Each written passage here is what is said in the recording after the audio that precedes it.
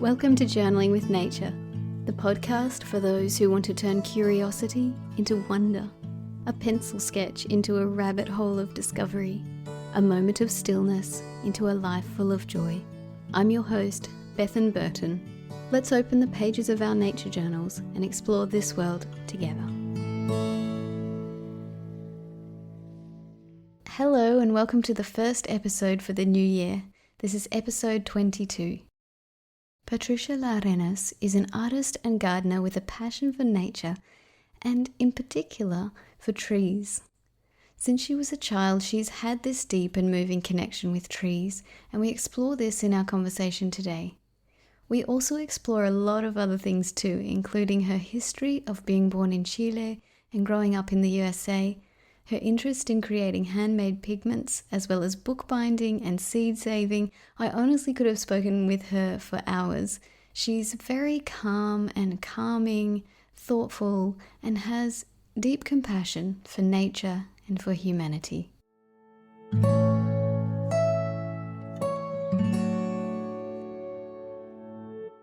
Patricia, thank you so much for being here with me. I'm looking forward to our conversation. I am too. Thank you so much for the invitation. Very kind of you. So you were born in Chile and raised in Southern California, and I read that you identified nature study as having been really important in your childhood, but you did this mostly through books because nature wasn't really easily accessible to you where you were. And I'd love for you to talk about this, about how nature study was important in your life, even though you couldn't access all the things you were reading about. Yes, it's true. And so I have two sisters that were born here in the U.S. in California, and my brother and I were born in Chile. And so all four of us siblings are nature babies. You know, we're all very keyed into nature. It's very important to all of us. And sometimes we wondered how that happened because, you know, my parents moved around a little bit in Southern California. They had to find work and affordable living, you know, that kind of thing. And we didn't live in very beautiful places, that's for sure, until we hit our teens or so. So I think my parents, in a romanticized way, talked about nature and, you know, loving animals, being animal lovers. We would go to parks when we were young, and our favorite thing was going to the beach, especially Laguna Beach in Southern California. Quite beautiful beach, rocky, lovely beaches, and we swam a lot. You know, we just, that was one big access to nature, readily accessible. I think every weekend that was our preferred thing to do.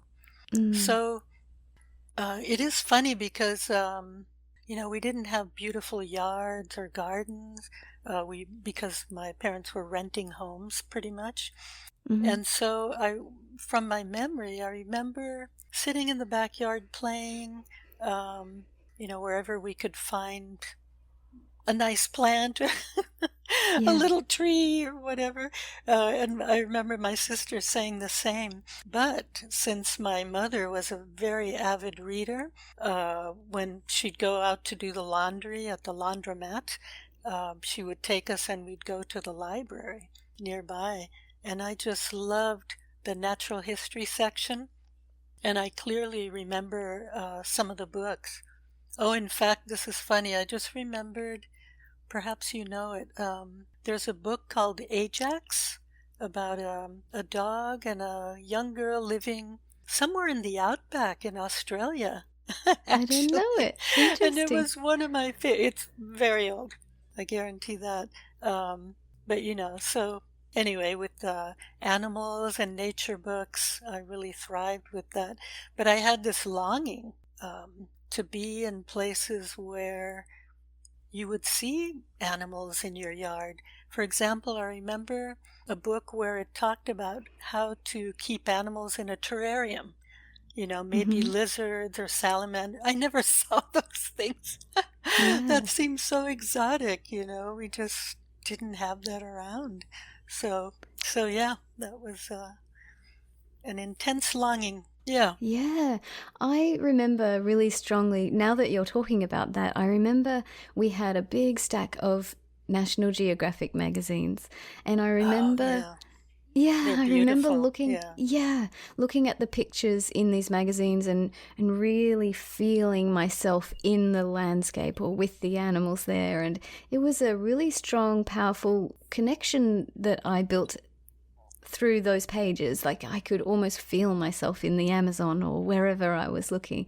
And it sounds like you did the same with the books in the natural history section of the library. Yeah, to me it speaks to the power of images too. I remember, Mm, so when I was young, it was Life magazine. I don't know how old National Geographic is. I'm sure it's fairly old, but I remember Life, and they always had mm, dramatic photos of all kinds of subjects. So, yeah. So then when you were older and you went to college, you moved to the San Francisco Bay Area and you had suddenly this access to nature. What was that like to suddenly be able to access all these beautiful things that you had seen? it was like a dream because I think it's Southern California. Not to not to speak badly of it, but where we lived since we were young, we couldn't drive ourselves, that kind of thing, and my parents were not campers. Mm, That was not something they did, not in their culture, I guess, or their family. Um, so as teenagers in Southern California, we did go to the mountains with friends when we were old enough to drive, but it was a mm-hmm. big deal, and it was far Yeah. away. So in the San Francisco Bay Area, I don't. Are you familiar with the I'm not, Bay but Area? I know a lot of people from there, but I'd love for you to describe what it's like, what you see around you. Right. So my husband and I live in Mountain View, and I've lived in a couple of different places around the Bay Area, but mostly in Mountain View, which is at the bottom end of the San Francisco Bay.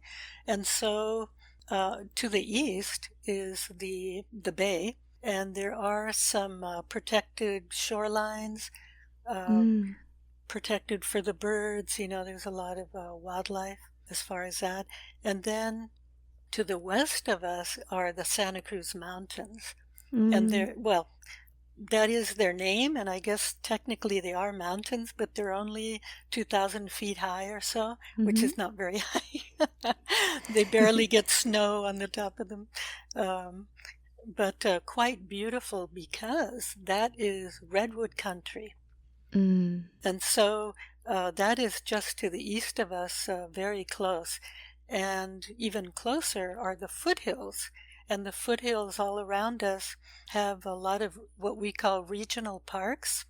So they're basically, I want to say wild spaces, mm-hmm. but you think in California, a lot of these spaces, some of them were grazing lands. It's not to say that they're pristine, but parts of them are, with a lot of natural, the native trees and native plants, and so they're open for hiking and picnicking. So I'm really grateful to the open space Mm, organizations in the Bay Area. Because of course we are highly populated, but these organizations, with a lot of public support, have been able to preserve these spaces, and that's still ongoing. So I appreciate that mm. a lot. Yeah. It sounds like you have a lot of access to different Habitats. environments, Yeah, different that's true. habitats. Exactly. Yeah. Yeah, that's why this last August it was particularly devastating with the fires we had here Mm, because they were very close. Um, they actually got to the ridge of the mountains, um, not too far from where we are. But the worst part, and then they were halted, up there, so we didn't mm-hmm. have to evacuate. But the really painful part was knowing that some of the redwood trees and other trees were burning. And, Yes. that would, as you probably know, because I know you've spoken with Robin Carlson Mm-hmm. about fire ecology, um, Yes. But I read there was recently a New York Times article about our fires here, and specifically Okay. those fires in part. And I didn't realize that some of the flames reached up 300 feet. Wow. And so that's towards the top of these very old redwoods. So that normally shouldn't happen. Because Mm, yes, they mm. are fire resistant, but not these incredible firestorms. So that was Yes, tough. we're experiencing the same thing here in Australia. Last fire season, we had That was horrible. incredibly, devastating fires, and it's um, different from the natural pattern, if you know what I mean. I Yeah. mean, yeah, we've altered the landscape by excluding fire, and also climate change, and yeah, it's changing things, isn't it? Yeah. A little scary. Yes. So art was another thread that's been with you since childhood, and I'd love to talk about your art. You said that you've been making art since you were very young, and I'd love to know more about that. Thank you. Yeah. I'm not sure why, but at 9 years old, I became obsessed. 9 or 10 years old, I became completely obsessed by drawing. Hmm. And Hmm. so my mother was actually a very good artist, but she did portraits were her great Hmm. love. She did some beautiful things. And so when I showed that interest, they knew just what to do. They got me some sketchbooks and pencils, and I loved drawing animals at that time. Yeah, I don't really draw animals very often now at this point, but at that time I drew animals. And actually, probably one influence, a strong influence, was a teacher that I had in elementary school. And I do remember her bringing in an oil painting of redwood trees, which, Okay. of course, at that time I had never seen. A beautiful oil painting of redwood trees that her husband did because he was an artist. But she Mm. was our art teacher and very enthusiastic, and perhaps she sparked that and got me going.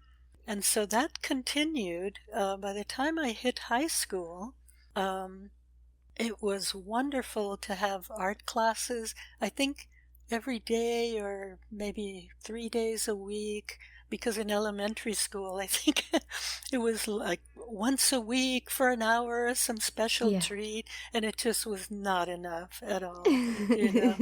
Um, and so by the time I went to college, I studied art and some ceramics as well. But I realize now looking back, I didn't really have a good idea what to do with it, the direction. Hmm. Sometimes I think, in part, since my parents were immigrants and we spent a lot of time with other Chilean families growing up, there Hmm. wasn't like a very where you could point to a Chilean community, but they were spread out around Southern Hmm. California. And so all of our celebrations and holidays were spent with them. And my parents actually didn't have a lot of American friends. But Mm. I think that since they didn't grow up in this culture, and they hadn't been here very long, maybe the knowing how to mentor me or what the possibilities were for developing yourself as an artist. I feel like I felt a little lost in college. I took the Mm. classes, did the work, but I wasn't really sure what to do in the future. Mm. And now you have a real passion for trees in particular, and painting and drawing trees and the iconic trees of the San Francisco Bay Area. I'd love to talk about your love of trees and what draws you to trees in particular as an art subject. I think, well, with trees, it's such, and I know for a lot of people, such an emotional response. Mm. There's so much I could say about that. Um, I have a quote here by Alan Lee. You're nodding, you know who he is, which a lot of us do, especially if we're Tolkien fans. Let's see. He said, I think he put it just great in one sentence, that they have the ability to evoke awe and reverence and the feeling that we are among sentient beings. And so this comes from, I have both of his sketchbooks. One is from his work on The Hobbit, and the other from The Lord of the Rings. Wow. So with Alan Lee, I love his drawing style. You might say it's very classical or old school, but I think they're wonderful. And he kind of, to me, he brings out this mystery of those beautiful forests, you know, that you can that he conjures up for Lord of the Rings. But anyway, I do have an emotional response to them. They do definitely fill me with awe. And in fact, several years ago, I remembered with kind of a sudden shock that, and it puzzled me because I can't explain it. And it's kind of funny. It's one of these childhood memories that in one of the neighborhoods we lived in, which was not very attractive in Southern California, it wasn't a really super poor area, but, you know, it was kind of in between. It wasn't very, you wouldn't choose to live there unless you had to, kind of thing. And so I just remember there was a home up the street with a beautiful tree. And I know which type of tree it is now, I'm pretty sure. It's called, it's called the camphor tree, which is, the genus is cinnamomum. But it has a beautiful textured bark and very strong lateral branches. You know, it's very impressive. And I believe it's semi-evergreen, and the leaves are sort of a light green color. So when the light comes through, it kind of lights up. So there was a house on the street near where we live with this beautiful tree in their lawn. And I don't know who the people were. I don't remember meeting them. But here I was, this little girl. I would go and sit on the curb to be near the tree, and I would like eat a little treat and just sit with this tree. Oh my Like goodness. it's so, you know, now I call it my tree friend because to name that memory. And it just struck me like a ton of bricks a few years ago, and I thought, wow, that's interesting. And so, because there are people, you know, trees have been iconic and even mythical symbols throughout many cultures. That's not a surprise. And people do have very strong ties to certain trees, and especially when they're these impressive older beings, you know, that you can find. And so in the San Francisco Bay Area, we have a lot of these species that become iconic. And so among them, of course, the obvious one would be the coast redwood. That is known throughout the world for being the tallest tree that exists. But we have several oaks. In some of my drawings, have several drawings of the coast live oak. You know, they have the interesting acorns, the Monterey cypress. So the Monterey cypress, which I've been doing now on my Instagram feed, I keep returning to it. They have very stark and dramatic branches, you know, and they're always on the coast near the ocean. They're also planted throughout the Bay Area, but the native stands are in Monterey Bay, very close to us, about 2 hours driving time away. And it's a very small area. So the native stand is rare, the original stands of trees, but you see them everywhere in the Bay Area. And so, I've actually drawn many others. One of them, the Santa Cruz cypress, that I just learned about a couple of years ago. This one is actually, the very sad thing about it is that in those fires in the Santa Cruz Mountains, this tree, the native habitat is in those mountains and in very small patches. One of them, the one that I visited, And the tree that I drew and portrayed is in Bonnie Doon. It's a small little town in the Santa Cruz Mountains, and that got burned very badly. And so the Natural History Museum in Santa Cruz, they actually had my piece that I did of this tree in their Art of Nature show for 2020 earlier this year, and I believe that tree has burned. I'll go check it when I can, but Yes. It's a little sad. The ironic thing is that this species, as I understand it, they need fire so the seeds germinate. But not that hot.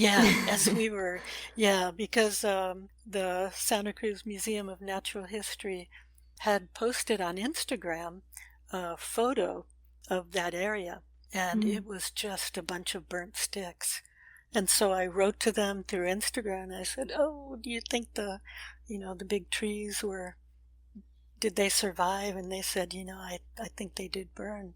So all of that, even though that happened in August, that is still being assessed, and the trees are being evaluated.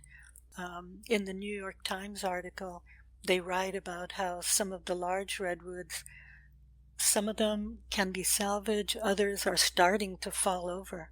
So that's very sad. Yeah. So one thing. Oh, sorry. No, please go on.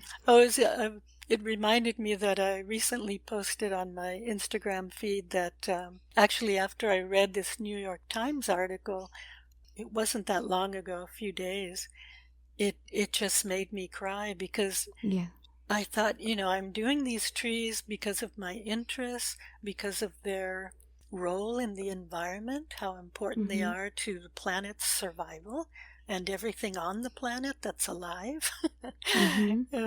Us being certainly one of those.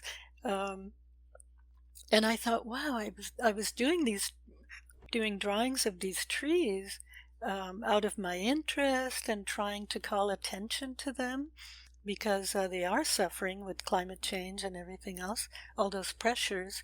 And it struck me that in a horrible way, that I could be chronicling some of these trees that, aren't going to be with us very much longer. I didn't think that in the beginning when I started. So it's kind of shocking. Yeah, that's a really powerful and sad idea that it wasn't my intention, No, but important. I mean, these things are so important, and maybe we don't realize them until what we loved or put our attention on is gone. But your pieces could be really precious because these things are being lost. I'm so moved at the moment. I feel like emotional because you were talking about yourself as a little girl who would go and visit this tree friend and sit beside it, and you were obviously like really in tune and really intuitive to feel that. Most young children wouldn't have the idea to just visit a tree, and it's a beautiful idea. It was curious. I really can't tell you what sparked it, but a funny thing is that about a year ago, maybe less, a friend of mine, one of my botanical art mentors, she called my attention to the book Overstory, and I regret I can't think of the author's name at this moment, but I think the book came out maybe last year. It's pretty recent. But Overstory, it's a novel, but it's about trees, and he goes through and he depicts about, I think it's maybe 4 people that have this moment in their lives where they're called to help the trees because of, it was an incidence of logging, redwoods being logged, I believe it was in Oregon, and these trees in some almost mystical way calling to these people. And so that of course, it made me think of my friend tree. I Yeah, thought, okay, that's interesting. yeah. So, And this connection that you had even from as a little girl is just here still, and I can hear it and see it when you're speaking about the devastating fires, that you're emotionally invested, you're emotionally connected.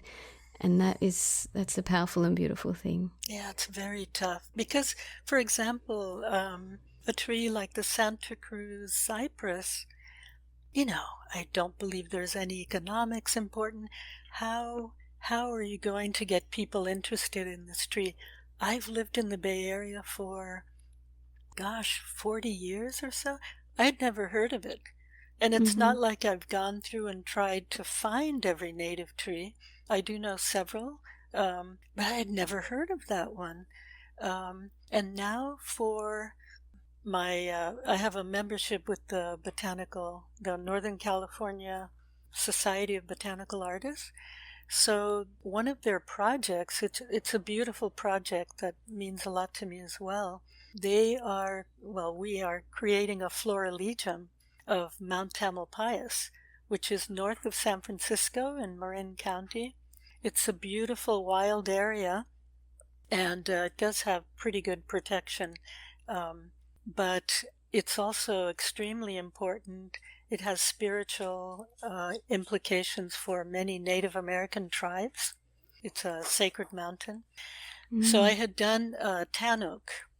It's called tan bark oak or tan oak. It's not a true oak. It's kind of a curious tree species. But I did a piece for that, and it was accepted into the Florilegium, which that blew me away. I went ahead and, along with the project, submitted my piece because I believe in this project. I think it's a beautiful project. I didn't think I would get accepted. So that just made me so happy. So now, so that species is also, it's not economically important. It was very important and is today, actually, important for indigenous people who collect the acorns. It has huge acorns, and the cap of the acorn is like a Medusa type thing. It's really beautiful. Wow. So what I was going to tell you is that I'm working on a second tree for that project, and that's the California nutmeg. But that one, I've been researching it, and I had trouble even finding it because I draw them from life. In botanical art, it's a convention. If you can, you draw from life. And so I actually did find some through an arborist friend close by. But that's another tree that I discovered recently, and there's only a few here and there. It's very interesting because you don't find large clusters of them. They're very pretty, and they do have a little nutmeg type fruit, but they're kind of spread around and sporadic. And so that's another tree that could disappear without much notice, I think, for most people. And that's, Yes. they all have a role in the ecology. We know that from studying ecology. So I hope that by giving some kind of visibility to these trees, people might take a little notice, get to know them. That would be nice. Yeah. That's beautiful. Oh, you're speaking so beautifully. Oh my Did goodness. I answer your question, actually? Yes, Get off on these absolutely. tangents. No, it's beautiful. I'd love to talk about your process because you do lots of what you call portraits of trees, and I think that's a lovely way to phrase it because you have a connection that is like an individual, like respecting the individual. So to say it's a portrait is a beautiful way to phrase it. Thank you. But I'd love for you to talk about your process because trees can be a bit of an intimidating subject for people, and some people I know don't even try because they're complex and difficult. But I'd love to know how you tackle the subject. That's true. In fact, they are difficult, and I've been drawing them for a while now, and drawing them so the best thing, of course, is drawing them from life, Mm. because from photos, as you probably know, being a nature journalist, um, photography plays tricks on us, it flattens Yes. things out. To me, that would make it more difficult. Mm-hmm. I use photo references now, of course, because I can't always be out there or for a Mm-hmm. finished piece at home. But so one of the things, Alan Lee has said that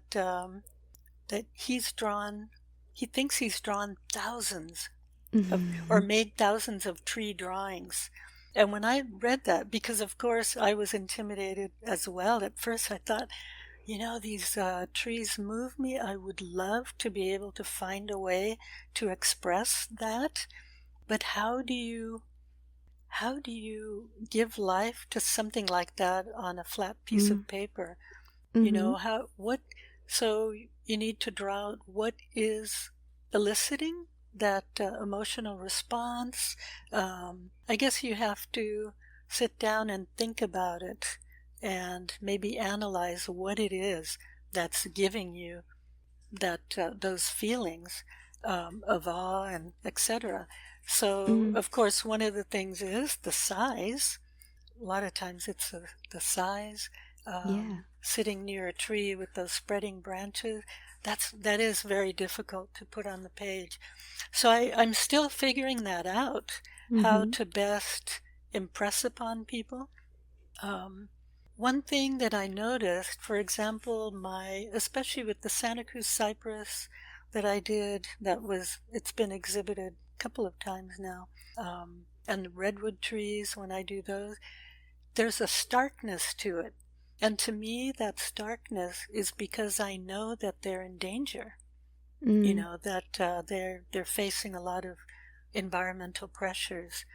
I don't know if that comes across or if that's picked up, but I realize that sometimes, that looking at the tree might be interesting, perhaps enjoyable, but there is this level of starkness. Mm. But as far as media, I really love drawing media. And so for botanical art, I think overall the convention is watercolor. And I Mm-hmm. haven't done watercolor and botanical art, but thankfully colored pencils are accepted Mm-hmm. and graphite, which I also love. And so I've tried combining mixed media and also charcoal, which I'm currently doing some charcoal. That's a lot of fun. And actually charcoal, since it is kind of a dramatic medium, because you have these big contrasts, very Yes. dark darks, and then the color of the paper, etc. And it's tricky to learn how to do, but it's also a fun challenge. So that I've done preliminary drawings of several trees. Some of them are somewhat finished, but I think I'd like to do them over because working with charcoal, it takes certain technique that you have to develop. And so, as far as the other medium, I've also discovered, I think they called them soluble wax pastels, is how you would describe it. But the brand is Neocolor 2, and I think it's Caranda. And Okay. these things, they're so interesting because I love doing pieces on good watercolor paper, hot press, and I love doing large if I can. Because, of course, with trees, it helps to have a larger drawing. It helps get across, these emotional things. Um, and so the soluble wax pastel combines very well with graphite. I use soluble graphite. And I think for me, that process, there's something about the immediacy and the connection with the paper that personally I don't feel with watercolor, Mm-hmm. except I'll say that about a year ago, I got very intrigued with making my own what they call inks. It's just because it's Yes. pigment, right, in suspension. Because you might ask, well, what's the difference between ink and paint? paint is a lot Mm-hmm. thicker. Watercolor paint will dry into a cake, etc. But I've made inks that I like very much from black walnut that I've foraged nearby. We have myrtleberry in our backyard that makes a really nice ink, and it's not hard to do. And then through Roseanne Hansen from the Wild Wonder Conference, I took Yes. recently one of her classes, a Zoom class, on making what she calls feral watercolor, feral Yes. watercolor paint, and that's from soil samples. It could be from rocks if you have.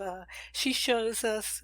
She showed us in the class. She actually has a machine that's a rock crusher, Oh, and wow. so she collects. So she's out in Arizona, and she was talking about the different oxides, iron oxides, and I didn't know at the time that there were so many different colors. I thought it was either very red, maybe yellowish, because I've Mm-hmm. actually collected soil samples from that and made some wonderful colors, wonderful paint. But she has a purple iron oxide from Wow. Arizona that's really gorgeous. It's like a purpley maroon, just lovely. But she has this actual rock crusher, which is great. And so that's a different level.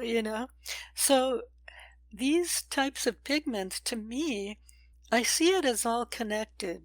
The tree work, the nature art, because you're getting down to the basic elements.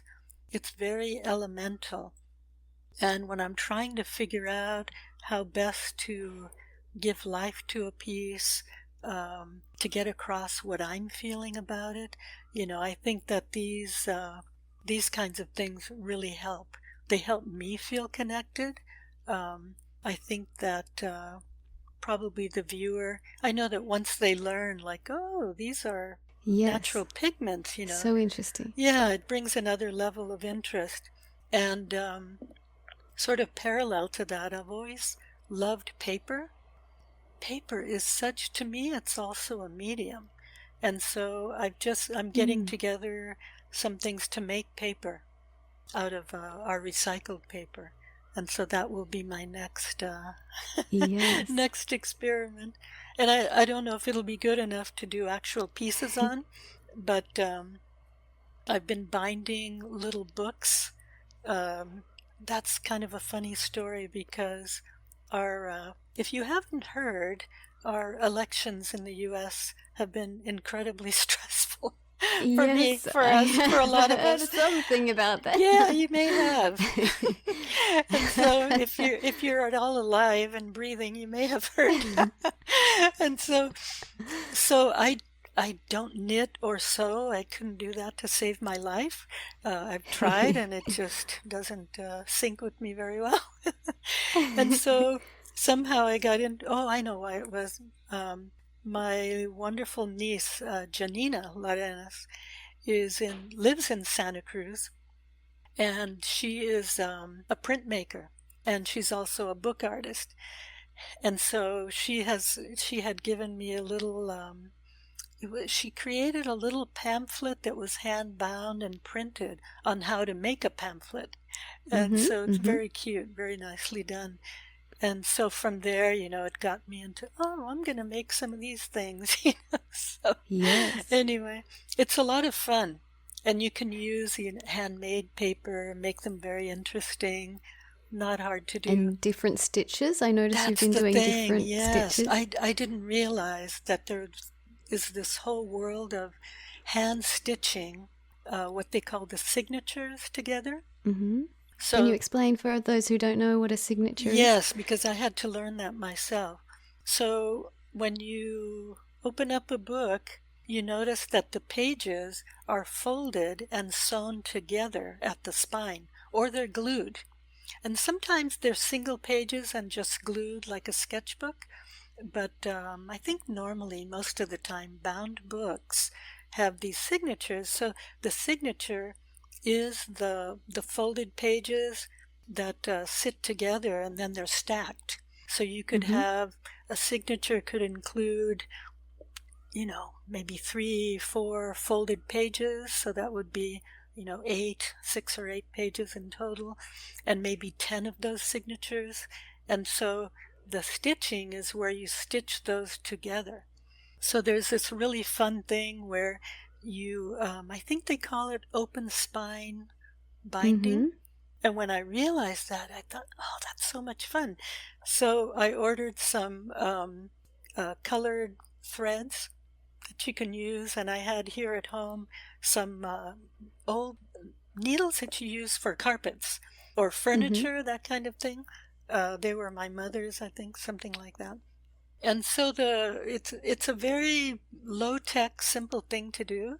And so I was so unsettled at the time the elections were happening, and it's gone on for a while now. And so I started just watching YouTube, which I've learned so much from YouTube. Yeah. And there's some great tutorials on there, some great people that have pretty easy to follow tutorials on there on how to do it, papers to use.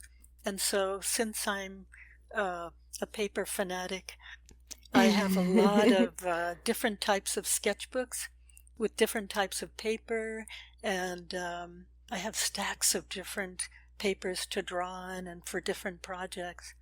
So I use those, as well as some recycled thing. And it's really, it's very useful. And now that Christmas is coming, Yes. it will be a perfect, because I'm starting to collect a whole shelf of them. And I thought, oh, Christmas. So that's a fun, it's a fun creative thing to do. And I love sketchbooks and notebooks besides that. Yes, me too. I'm a bit obsessed with sketchbooks. Oh, me too. It's terrible. I've done a bit of bookbinding myself, and I do love the open spine where the stitching is a feature, and depending on what type of stitching you do, it can be crossed over, or it can be, and it becomes a part of the piece as well. Yes, right. And then also, I'm sure you know that the ones like the Coptic stitch, the French link, that where the book can lay flat. And so for sketchbooks, of course, that's pretty important. Yeah. And how beautiful that if you're making your paper, you're binding the book, you're crushing the stones to make the pigment, and you're sitting with the trees, you're as connected to the process as you could possibly be. Yeah, I really like that. That's important to me. Also, part of that, as you could well know, is that our society, especially I believe in the U.S., is so wasteful. Everything has to be new, and then the things that you buy, many of them are plastic. I try to avoid plastic and synthetics as much as I can. And the thing that really irks me about them, besides being not good for the environment and lasting forever, etc., is that a lot of times it's stuff that breaks or doesn't last. Yes. And that drives me crazy. So that's another incentive. Yes. Yeah. Beautiful. Let's talk about your love of gardens, and in particular, your love of seed saving. So I really liked what you wrote on your blog about seeds having stories, and the stories of seeds being carefully selected and preserved and handed down through generations, and crossing borders and oceans, and people migrating with the seeds, and always the seeds being part of the story. I just love that, and I'd love to know more about your connection with seeds and seed saving. Yeah, that's another big parallel part of my life. Especially now that I can't see my children very often. These things that I'm doing even have greater importance. But with seeds, so that does come from my love of gardening. And up until now, this year, I was a garden designer. I had my own business, and I was pretty busy.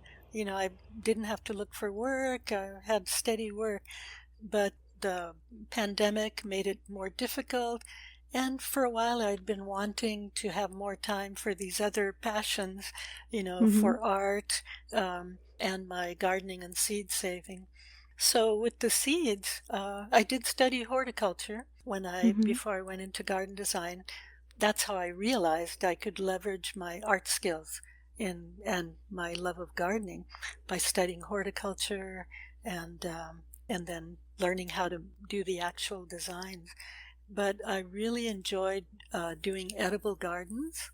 And so as I got more into that world, I discovered that, well, gosh, you can actually save the seeds from your garden.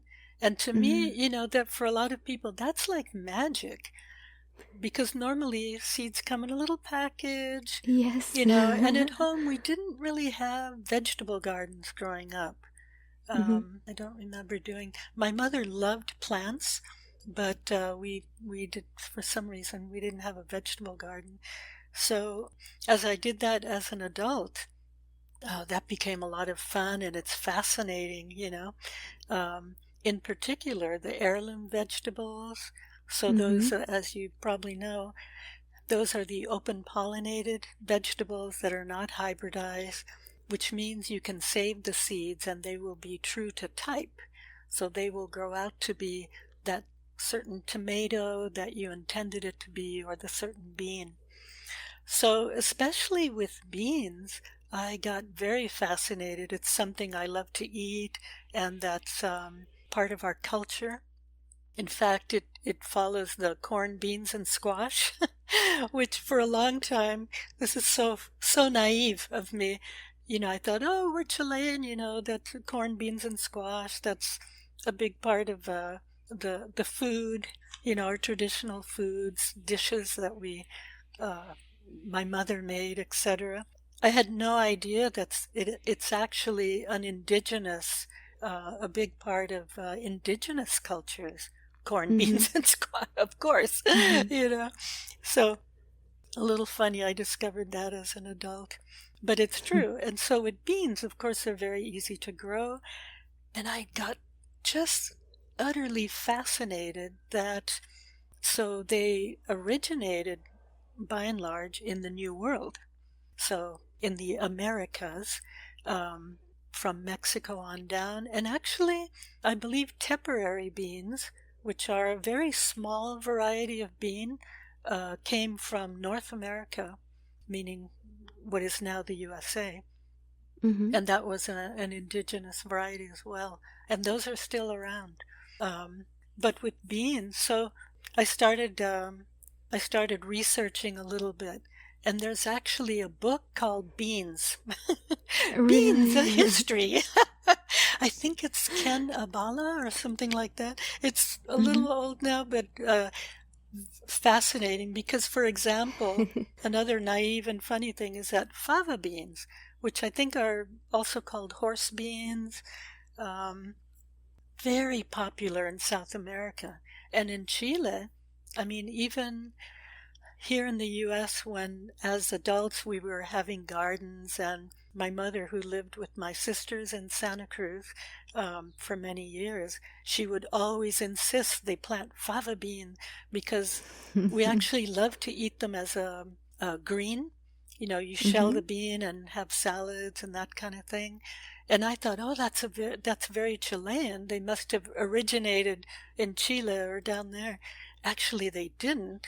They're from the Middle East, Okay. somewhere in that part of the world. And of course, they're very important in Italian cultures and other cultures there. And so they came very early with the colonists to Chile Mm. and other places, of course. But in Chile, I was kind of shocked that actually the Mapuche Indians in Chile, which they have quite a large territory that was their territory. It's much smaller now, central and southern Chile. And I was born in Santiago, which is, I think it's sort of central actually, which was Mapuche land.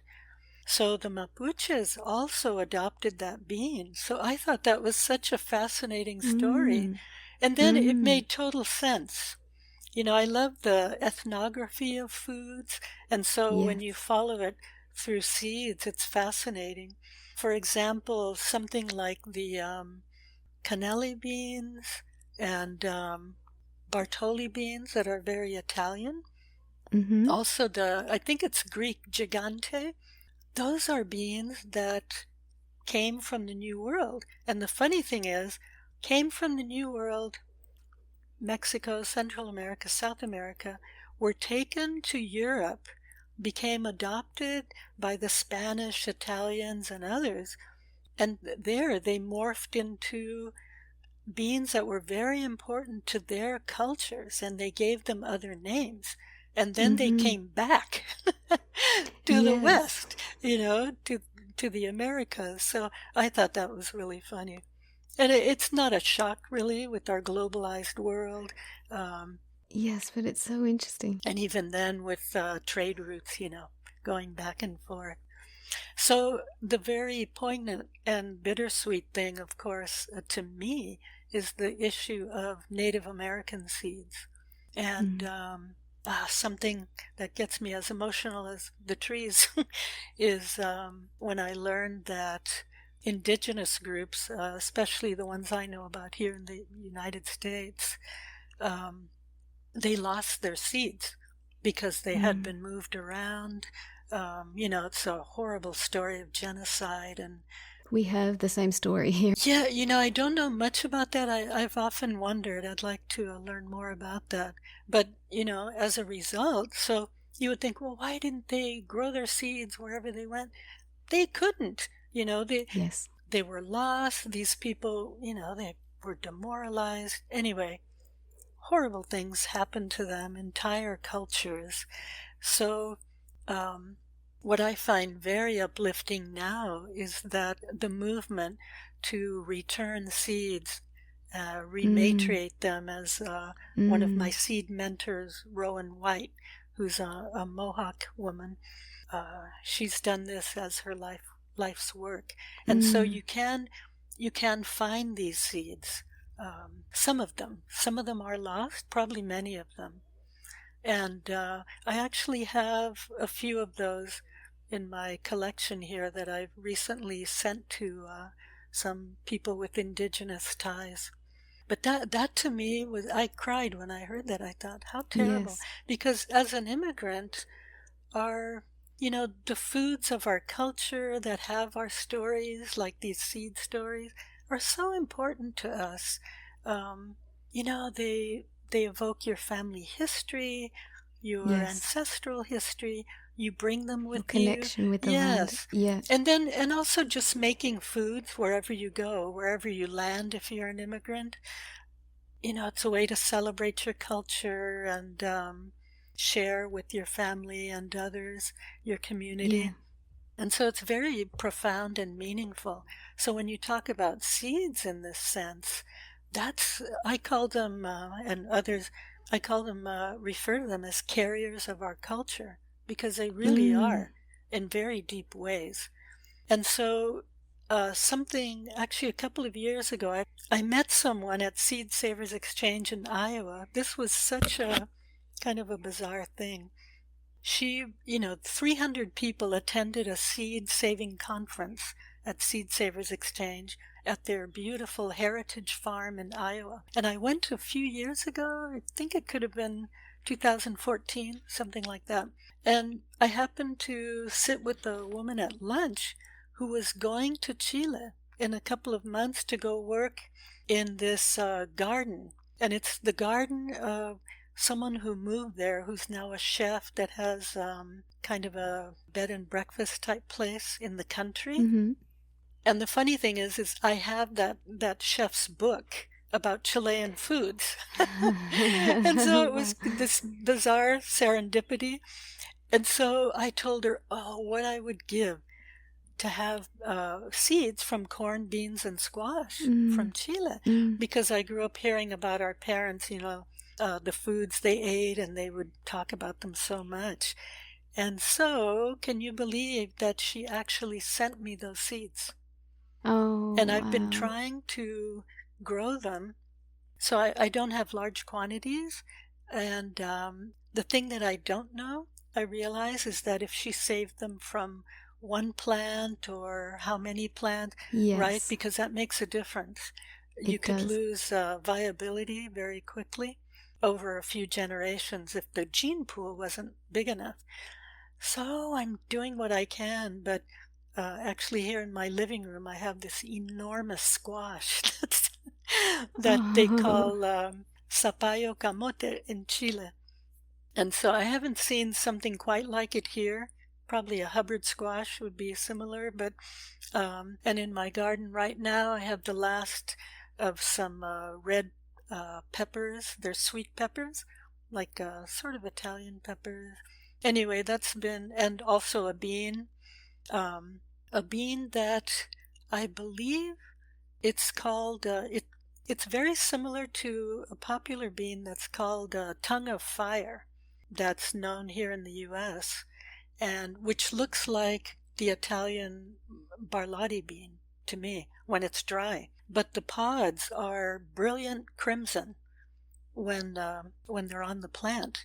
They're quite mm, beautiful, and so I have those, you know. And in my mind, I think, wow, these seeds could have originated with indigenous people like the Mapuche, you know, and mm. now you know, they've migrated like I did, or immigrated.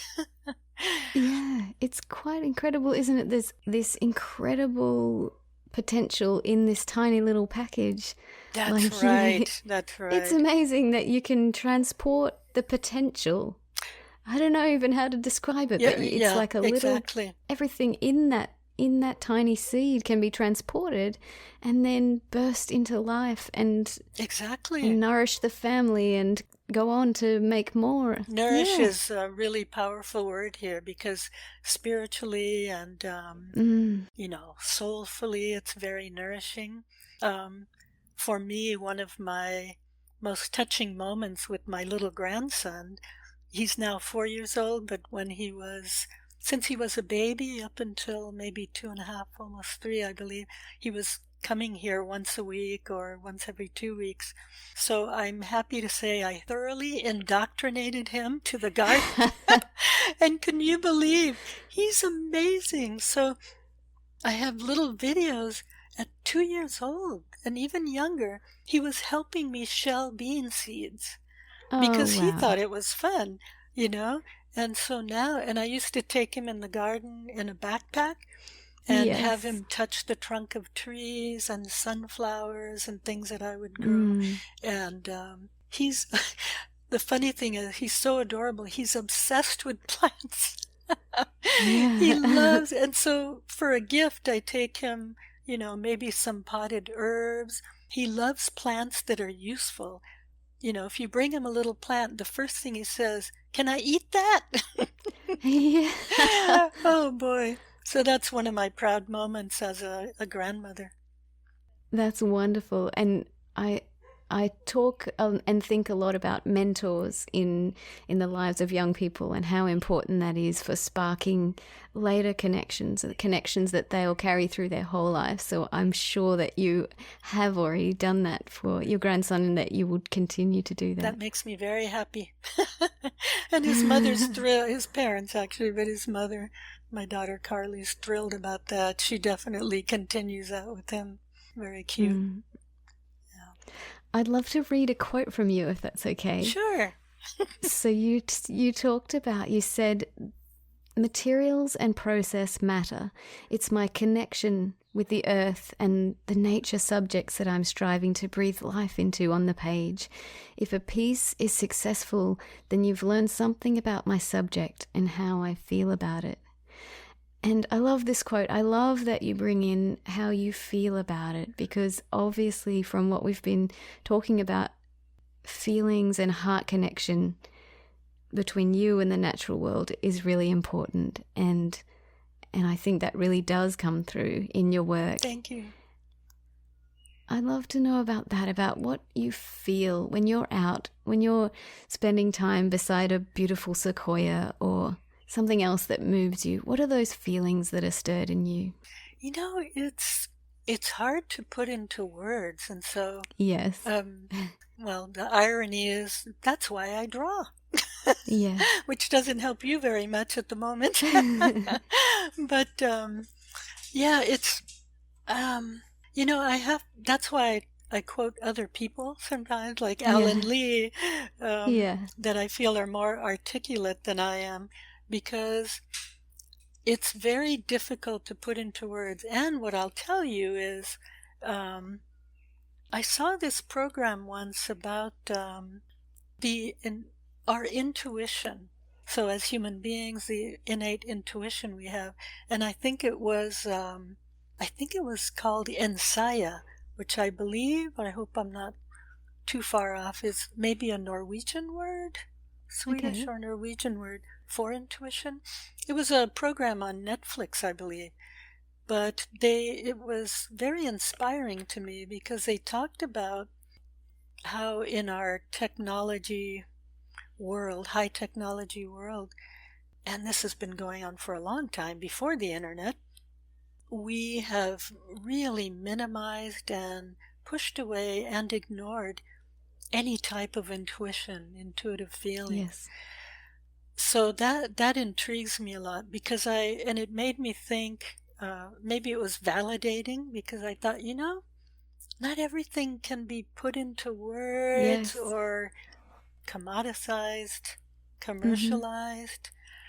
Um, to me, it is feelings of awe. It's also a little sadness, because I have a lot Mm. of, I don't know what to call it, environmental guilt, Yes. perhaps, that what our species has done and is doing to the planet. And when I grew up, I guess I was sort of a hippie in my teenage years. Um, but we became environmentalists at that part of in our lives, all of us siblings in my family. And Mm. so to be here now at this time and facing terrible problems that we're facing, and to have my tiny grandchildren being Mm. so small, and Yeah. yeah, anyway, I think you know what I mean, but those challenges are really Mm. coming down to bear. But so it's mixed feelings, but I also Yeah. feel it is a feeling, like some people say, being home, being in the Yes. right place, the Mm-hmm. way things should be. Um, I'm not especially religious, so to me, that's that's kind of the spiritual Mm-hmm. fulfillment that I receive is from nature. I did grow up Catholic, I have to say, but being from South America, that's especially Chile, not hard to figure out. But yeah, I don't know if that helps. It is very, Yeah. the full breadth of it is very difficult to put into words. In fact, Yes. that with my iconic tree project, that's my Mm-hmm. challenge. Because you were asking, or you were talking about earlier, people are intimidated by trying to draw Yes. trees, image them. Um, that is a big challenge. And when I started, I thought a lot about this. How do you approach this? Just different ways. Mm. Um, but I think it has to do with finding maybe the medium that calls to you, Mm-hmm. that you work in best. For me, it's the drawing medium. And we'll see. We'll see if I'm successful. I think Because, you're doing a beautiful job already. thank you so Your much. Yeah, your work is full of connection and beauty and Thank you so yeah. much. My big hope someday is to have a cohesive enough body of work of trees, is to have them exhibited somewhere, somehow. Mm-hmm. That's for Mm-hmm. later, because I'm not ready yet, but that will be the next challenge, Yes. or the next goal. I feel really inspired by all the things we've talked about connection and about nature, the wounds that we've inflicted on nature and the way that that's going to play out in the future, and about seeds and the potential and the stories there. It's been an amazing conversation. Thank you so much, Patricia. Thank you, Bethan. It's been really nice talking to you and getting to know you a little more as well. Thank you so much for the invitation.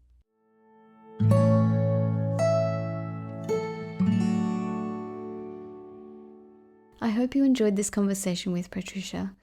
I was so moved by the way she's deeply connected with nature and the trees around her.